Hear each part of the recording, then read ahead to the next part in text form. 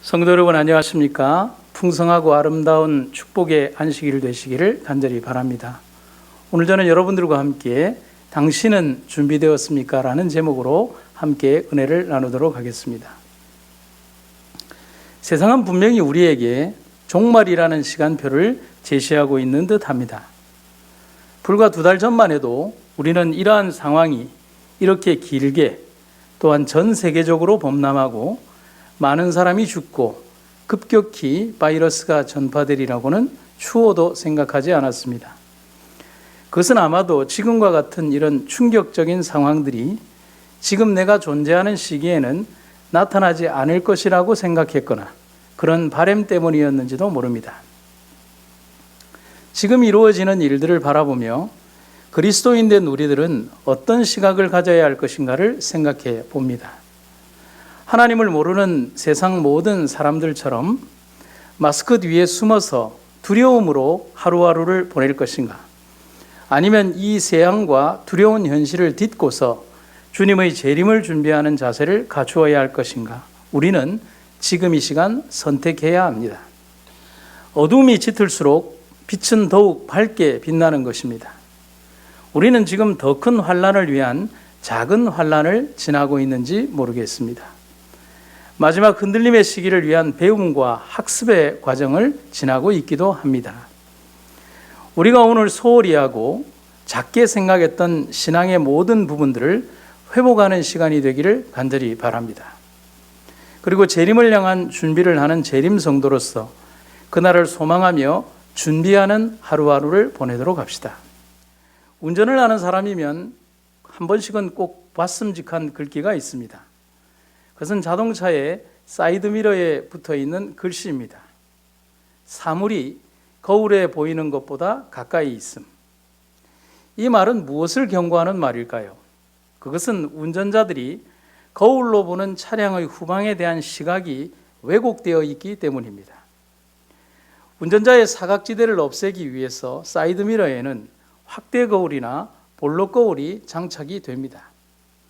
더 넓고 많은 시야를 확보하기 위해서 왜곡된 거울은 후방 물체의 위치에 대한 착각을 가져오게 하는 것입니다.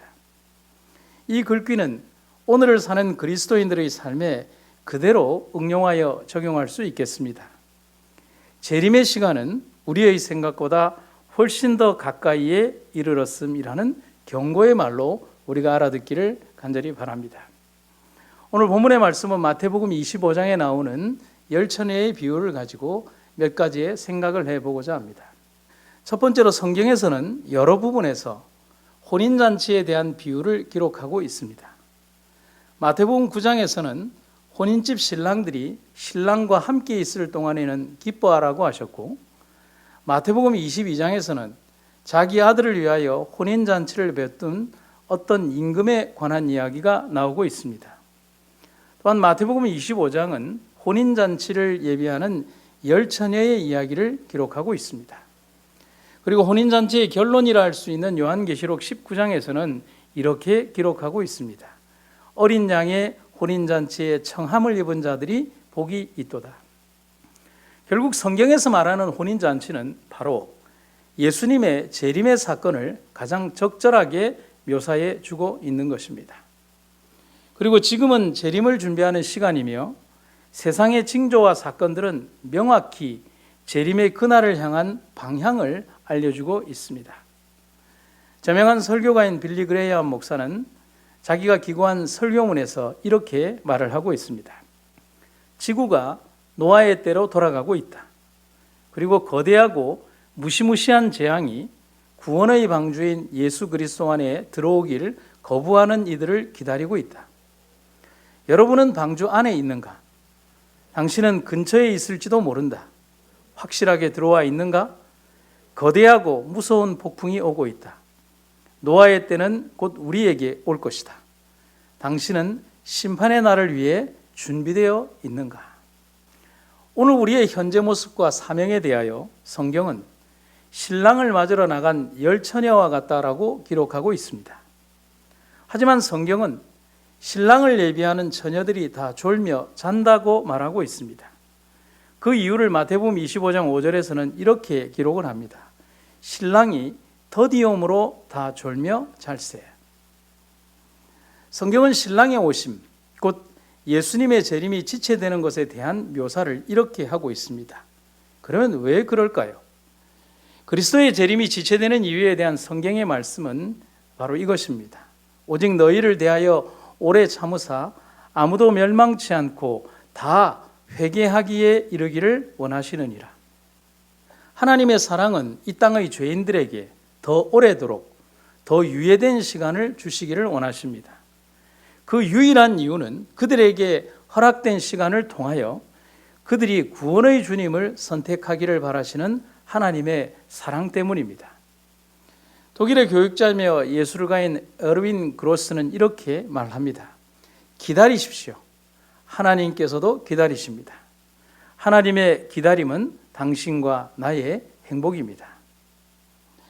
이어지는 마태복음 25장 1절부터 4절에서의 내용에 보면 슬기로운 처녀와 미련한 처녀에 대한 비유를 이어서 설명하고 계십니다.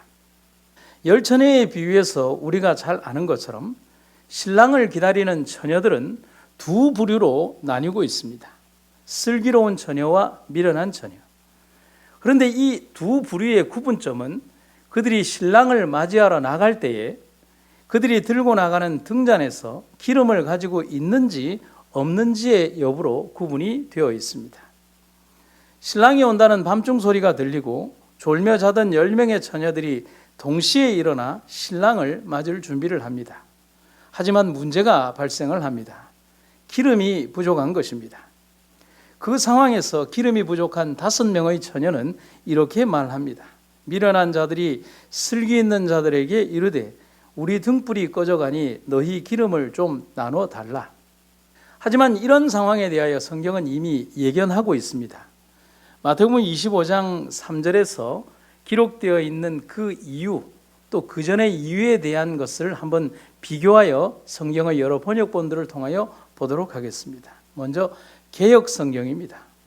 미련한 자들은 등을 가지되 기름을 가지지 아니하고, 쉬운 말 번역에는 어리석은 5 처녀들은 등잔을 가지고 있으면서도 기름 채우는 것을 잊어버렸다.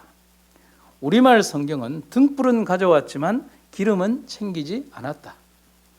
한글 킹 제임스 번역은 어리석은 처녀들은 등을 가졌으나 등과 함께 기름을 가지지 아니하였다라고 기록을 하고 있습니다. 결국 그들은 밤의 어둠을 밝힐 등잔은 가졌지만 그 등잔을 지속적으로 밝혀줄 연료인 여분의 기름은 아예 준비하지를 않았습니다. 여기에서 그들은 신랑이 오는 시간이 지체될 수 있다는 사실에 대한 어떤 가능성도 배제한 채 오로지 그들의 시간표에 신랑이 오는 시간을 측정하고 맞추고 있다는 사실입니다. 그래서 그들은 기름이 없는 껍데기 등잔을 가지고 나온 것입니다. 기름을 준비하지 않은 미련한 5 처녀의 모습을 실물 교훈을 중심으로 한번 정리해 보도록 하겠습니다. 첫 번째로 그들은 성령이 결핍된 사람들이라고 기록을 하고 있습니다. 하나님의 성령이 없이 하나님의 말씀만을 아는 것은 아무런 소용이 없다. 성령의 감화가 없는 진리의 이론만으로는 사람의 심령을 깨우치고 마음을 심화시킬 수 없다라고 기록되어 있습니다. 두 번째로 그 부류의 사람들은 성령의 역사에 순종하지 않는 사람들이라고 기록을 하고 있습니다. 그들은 진리를 존중히 여기고 진리를 옹호해 왔으며 또 진리를 믿는 사람들에게 매혹되었다. 그러나 저희는 성령의 역사에는 순종하지 않았다. 그들은 반석 되시는 예수님 위에 떨어져 저희의 옛 성전을 깨뜨리려 하지 않았다라고 말하고 있습니다. 세 번째로 그들에 대한 묘사는 이것입니다. 돌밭에 떨어진 씨로 묘사된 사람들이라는 것입니다. 주저하지 아니하고 말씀은 받았으나 그 말씀의 원칙을 실천하지 않은 사람들, 그 말씀의 감화력은 지속적이지 않고 순간적이었다라고 말을 하고 있습니다. 그러나 미련한 처녀로 대표된 계급은 단지 피상적이고 표면적인 행위만으로 만족하는 자들이다라고 기록을 하고 있습니다. 그리고 네 번째는 위태로운 때에 평안하고 안전하다라고 부르짖는 부류들이라는 사실입니다. 저희는 저희 마음을 안심시키고 위험을 꿈에도 생각지 않았다라고 기록하고 있습니다. 흡사 예레미야 시대의 모습과 같다고 할 수 있습니다. 예레미야 8장 11절, 내 백성은 지금 심각한 병에 시달리고 있는데도 그들은 그냥 어루만져 주면서 말하기를 괜찮다, 괜찮다 한다. 어디 한 군데 성한 데가 없는데도 그들은 평안하다, 평안하다 하면서 거짓 위안만 일삼고 있다.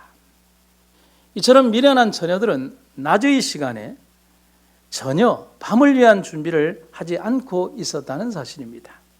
그러기에 지금의 결과는 당연한 결과임을 우리는 알 수가 있는 것입니다. 그래서 미련함이라는 단어로 그들을 부르는 이유가 여기에 있습니다. 그들은 충분한 시간이 그들에게 주어졌음에도 그 시간에 준비하지 않았습니다. 아니, 자신들을 위한 일에 모든 시간을 투자했을 뿐입니다. 그래서 성경은 그들을 미련하고 우둔한 처녀로, 동시에 이 땅에 준비하지 않은 백성들을 일컫는 말로 기록을 하고 있습니다. 실문교훈 411페이지에 있는 것을 한번 읽어보도록 하겠습니다.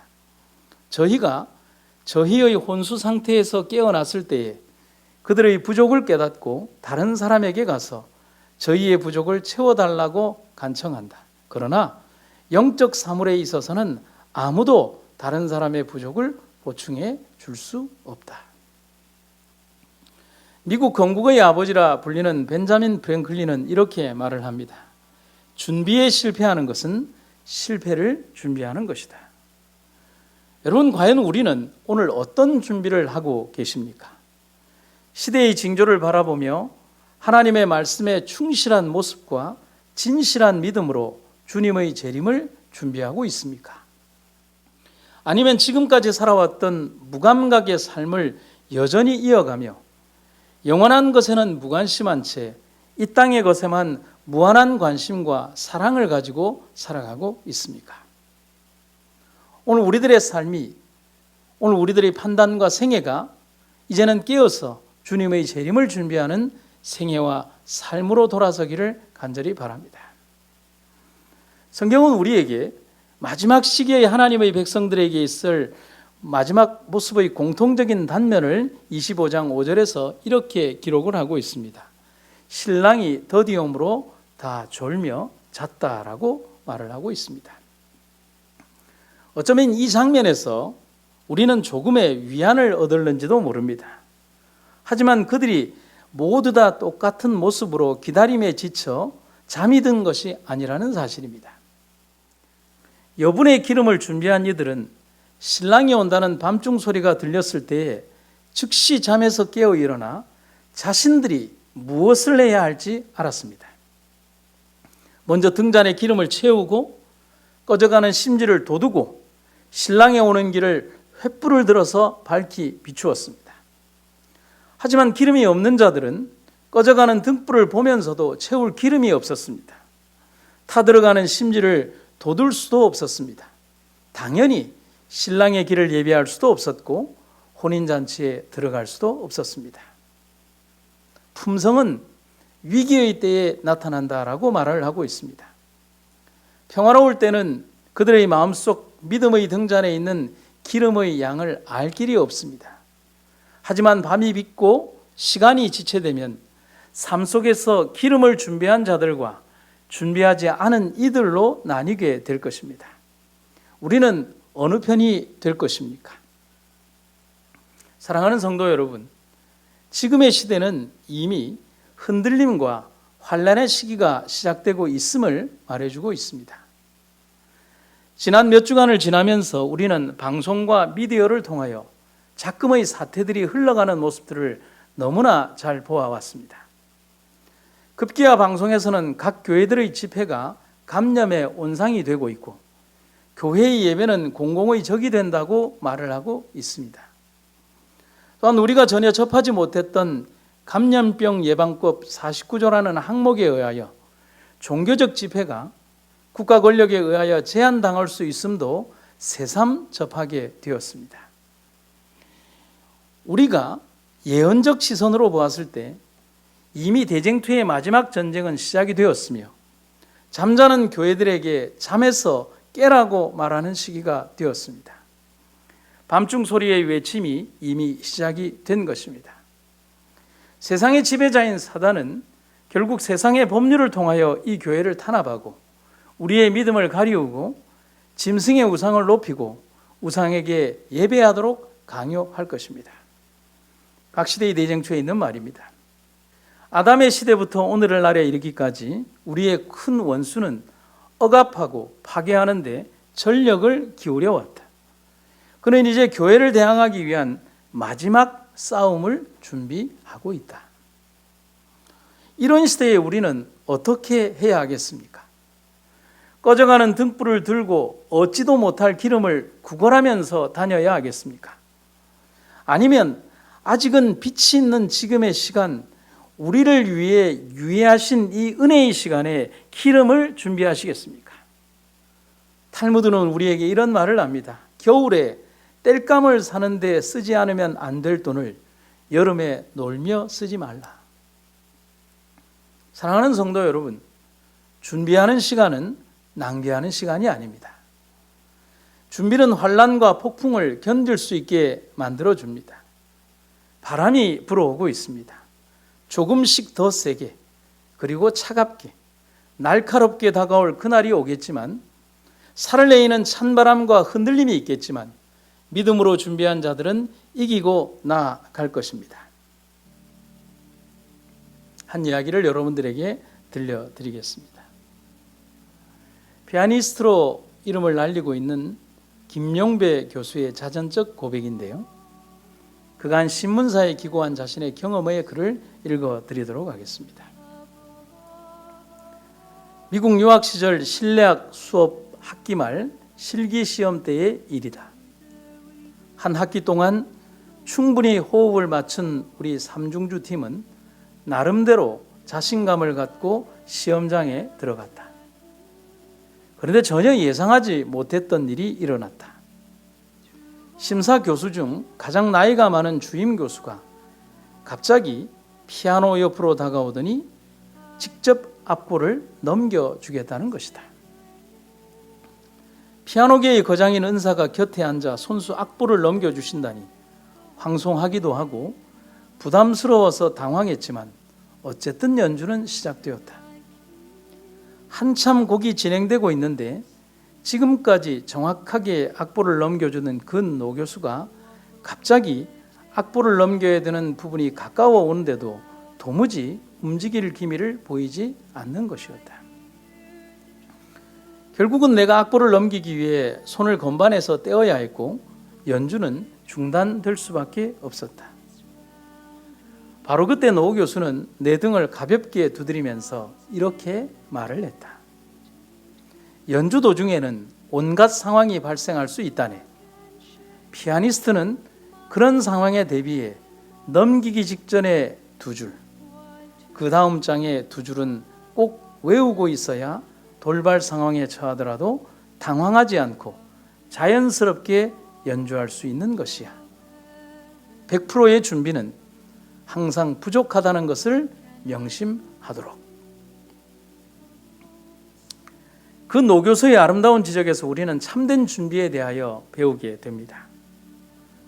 100m 달리기를 하는 선수는 100m를 목표로 하고 뛰지 않습니다.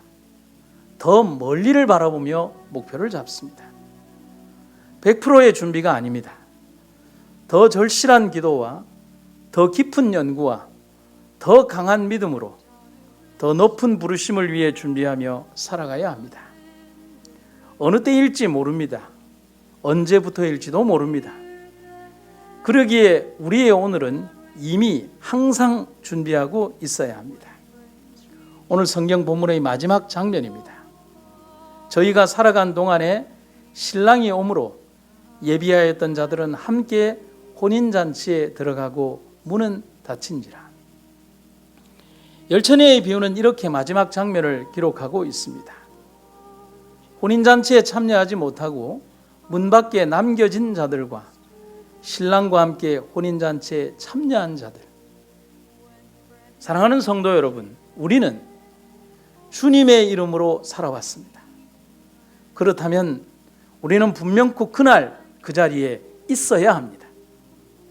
모두 함께 그렇게 되기를 소망합니다. 이 시간 다시 한번 내 삶의 등불을 점검하도록 합시다. 그리고 기다림에 지친 우리의 영적 잠에서 깰 때에 밝히 주의 길을 비추고 기대하고 고대하던 그 잔치에 함께 당당하게 들어가기를 소망합니다. 그대들에게 주는 나의 기별은 이것이다. 준비하라. 주님 만나기를 준비하라. 그대들의 등을 손질하여 진리의 빛이 길과 산울가에 비치게 하라. 만물의 마지막이 가까웠음을 경고받아야 할 세상이 있다. 내가 살아온 삶에 질문을 합니다. 나는 준비되었습니까? 내 등잔에 기름은 예비되었습니까? 주님, 나의 기다림이 즐거움이 되게 하시고 지금의 날이 그날을 향한 준비하는 삶이 되게 하옵소서. 아멘.